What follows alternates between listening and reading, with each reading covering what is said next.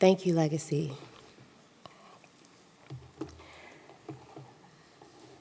Simone, Rashida, Tina, Saidia, Team Loophole. You are grains of rice deeply embedded in the telling patterns of our crowns.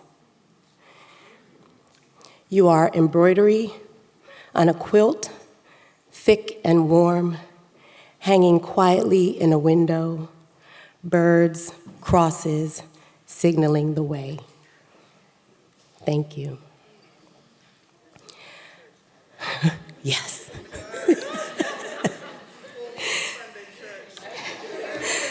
Yes, indeed.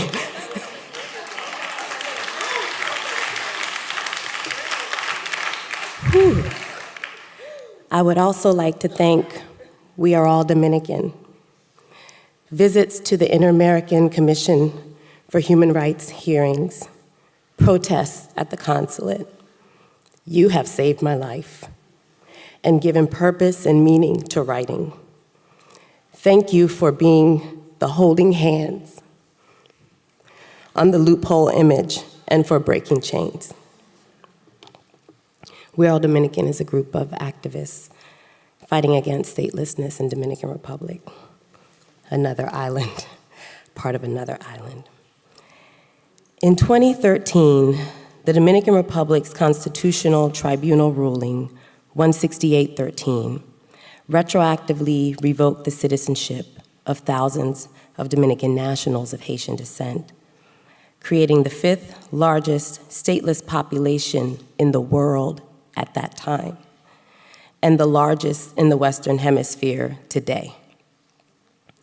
Without nationality and often without essential paperwork such as birth certificates and passports, Dominicans of Haitian descent who are stateless are habitually denied the right to vote, work, register marriage, own or inherit property, receive government health, educational benefits, or travel. The ruling simply made legal the long-standing, racialized, and clandestine practice of converting Haitian descendant Dominican citizens into foreigners. The ruling, as well as the laws that preceded, demonstrate how anti-Blackness and racialization are processes through which citizenship is measured and mobilized to reorder society and formalize hierarchies.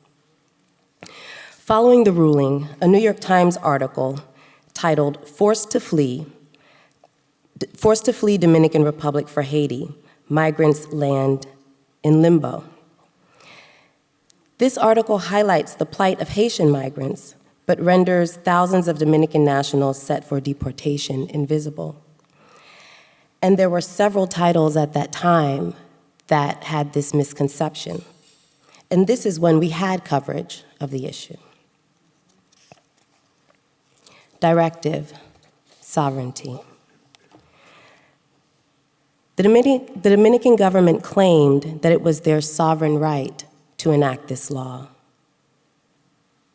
What is the irony of a sovereignty based in US imperialism? The Junta Central Electoral is the institution that managed the process of denationalization. And the JCE, or the Junta, was established on April 12, 1923, under US supervision as the precondition to US withdrawal from Dominican Republic in 1924, after the occupation. Ultimately, the JCE was promoted as a means to ensure democratic elections after their withdrawal and as a symbol of Dominican sovereignty to come. The Cedular card, National Identification Card, was issued in 1932 during the 31-year dictatorship of Rafael Trujillo, who became a face of US empire as its reach expanded throughout Latin America and the Caribbean. So the very card at question was first issued during the dictatorship. The institution that manages the process of denationalization was established by US imperial law. I saw while at the archives in Seville how personhood under Spanish law, excluded people of African descent. I saw in the archives of the UNHCR how DR enabled asylum for groups that were not of African descent, welcomed groups who were not of African descent. The irony of a sovereignty that models itself after others. Law 169.14, which was supposed to be the solution to 168.13, literally divided Dominicans into two groups in order to regularize their status, Group A and Group B. Group A consisted of Dominican-born children who already had birth certificates, national ID cards, and who were registered. I'm sharing my time, so I wanted to keep my portion short. I'm going to go for a little bit longer. These national ID cards, Group A consisted of Dominican-born children who already had birth certificates, national ID cards, and who were registered in the civil registry at some point. Group A, those who had their birth registered, could apply to have their citizenship recognized. There was no deadline for Group A applications.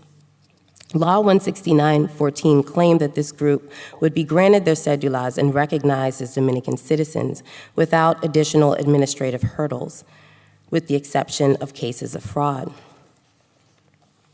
Essentially, this law was a failure, and we'll have an update shortly about what's happening in Dominican Republic 9 years after the ruling and this supposed solution of Law 169.14. The gravity and urgency of forced displacement extends far beyond Dominican Republic. The year after the ruling, 59.5 million people were in a state of forced displacement globally due to persecution, conflict, generalized violence, or human rights violations. Currently, there are 89.3 million people forcibly displaced. In 2020, only 3.9 million stateless people were documented, which the UNHCR admits reflects underreporting. We appreciate Loophole for the space to plan, plot, strategize, and for modeling sovereignty, a genuine sovereignty that emerges in a space where Haiti has no stage, where Dominican Republic is not discussing this issue. We are grateful for this worldwide, underground, people's radio station, where I will transition to the directive of marronage. Seeking freedom in one's own home, a place where you belong. This describes the work of reconocido, which means to be recognized, a group of organizers in Dominican Republic who continue to work against statelessness. I will now introduce, by way of video, Ana Maria Belique, a brick house, Dominican organizer with Reconocido, also Muñecas Negras. She studied sociology in La UAS and has a specialization in Afro-Latin American and Caribbean studies. In her section, you will find information about some of Reconocido's publications. I invite you, especially those who are watching via live stream or watching in the future, to take screenshots of the websites that she provides. Much like the Kambahi Collective, who Legacy brought up, and Ida B. Wells, we're thinking of these documents being handed off to others, as Ida B. Wells passed on her pamphlets, as the Kambahi Collective passed on their pamphlets, hand to hand. Please enjoy this section from Ana Maria Belique and continue to pass on her work hand to hand.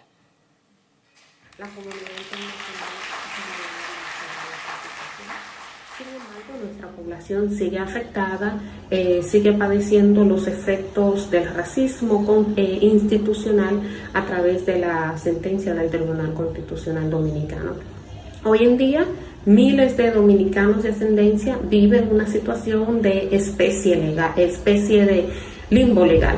El actual gobierno que tenemos en la República Dominicana no aborda el tema y no pretende buscar solución para este tema. A partir del 2021, la República Dominicana endureció su política anti-haitiana. Hoy cientos de compañeros tienen miedo de salir a la calle, a pesar de ser personas que nacieron en este país, no pueden ser víctimas de detenciones arbitrarias y de destierro. Miles de jóvenes tienen miedo de salir de su propio entorno para llegar a la ciudad, por ejemplo, ya que para nosotros no hay espacio seguro para nuestra población. En octubre, noviembre del año 2021, las autoridades de migración ejecutaron una especie de cacería en los hospitales públicos del país en contra de las mujeres migrantes embarazadas. Las sacaban de las salas de parto, las llevaban a los camiones de migración y las deportaban a la frontera con Haití. Un caso emblemático que nosotros dimos a conocer fue el caso de Natalie, quien la sacaron de la sala de parto. Ella comenzó a desangrarse y estuvo pues a punto de perder a su niño por culpa de los agentes de migración. Durante los meses de mayo, junio de este año 2021, el movimiento reconocido también ha estado denunciando cómo los agentes de migración ejecutan su política de manera arbitraria y de manera hostil en contra de nuestra población, sacándolo de los autobuses, procesándolos para deportarlos. Ustedes quizás se preguntarán, pues, ¿cómo esto se hace? Pues muy sencillo. La política migratoria de nuestro país se basa por el color de la piel. Cuanto más negro tú eres, ellos presumen que eres haitiano. Por lo tanto, no importa que tú demuestres o que no demuestres, en un primer momento el trato es como si fueras haitiano. Y si por si acaso no tienes documento de identidad, pues es mucho peor. Desde el 2007, las autoridades dominicanas han secuestrado los documentos de las personas dominicanas de ascendencia haitiana. Nos han impedido el libre acceso a nuestro registro de nacimiento, las actas de nacimiento, la cédula de identidad. Aplicaron una nueva constitución que legitima todas las prácticas arbitrarias que han estado ejecutando. Emitieron la sentencia que desnacionalizó de manera retroactiva a más de 4 generaciones de personas. A los defensores de derechos humanos, a las personas que nos apoyan, los llaman pro-haitianos, traidores a la patria, y muchas veces se han hecho incluso marcha llamando a la muerte de los traidores. No podemos circular libremente en la tierra que nos vio nacer. Y al igual que Harriet Jacob, somos libres, pero estamos encerrados y con miedo. Nuestra lucha no es únicamente a favor de los dominicanos de ascendencia haitiana. Nuestra lucha también es a favor de la posibilidad de una República Dominicana verdaderamente democrática, que respete y honre su diversidad, no fundamentada en ideas o exclusiones racistas, misóginas, homófobas o de ningún otro tipo. Nosotros invitamos a todas las personas que creen en estas posibilidades a pronunciarse, a solidarizarse para lograr la restitución de nuestra nacionalidad, de la nacionalidad de todos los dominicanos y dominicanas que hoy han estado afectados. Si quieres conocer más de nuestra historia y de nuestro trabajo, te invitamos a que visites la página web Nos Cambió la Vida y nuestra página web reconocí.do. Les dejo el enlace en la descripción. Allí pueden encontrar muchísima más información. Muchísimas gracias y cuento con su solidaridad.